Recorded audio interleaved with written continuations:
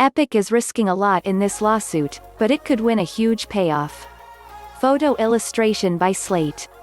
Photo by Mandel non-AFP via Getty Images and Aniline iStock, Getty Images Plus. Last week, Epic, makers of the blockbuster game Fortnite, engineered an antitrust lawsuit against Apple. The company violated one of Apple's most indefensible and jealously guarded rules, waited for Apple to punish it, then immediately filed suit and pushed a brilliant PR campaign to accompany it.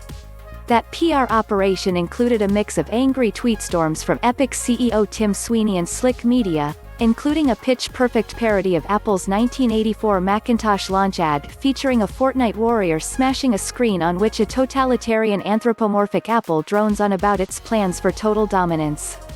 Epic's lawsuit and PR campaign represent an expensive speculative bet that Apple would remove the Fortnite app. Antitrust lawyers don't work cheap, but the company was certain that Apple would rise to the bait.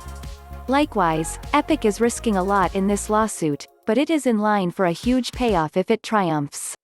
What policy could be so beloved of Apple and loathed by its vendors? Nothing less than the exclusivity of the iOS App Store. Apple didn't invent walled garden stores. Long before the App Store, games console makers were using technological countermeasures to ensure that they, and they alone, could supply games for their products. First there were proprietary cartridges, and then CDs that used proprietary encryption and other countermeasures to force games makers to press their discs at manufacturer-controlled plants at a steep premium. Meaning that even before a single game was sold, companies like Sega creamed off a handsome rake on every disc pressed, money they got to keep even if the game's creators never sold a single copy. The Dreamcast era was a turning point for walled gardens.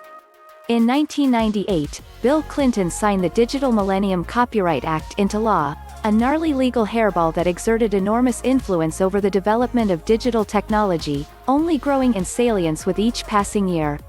Section 1201 of the DMCA bans circumvention of technical protection measures, or TPMs, which most of us call digital rights management, or DRM.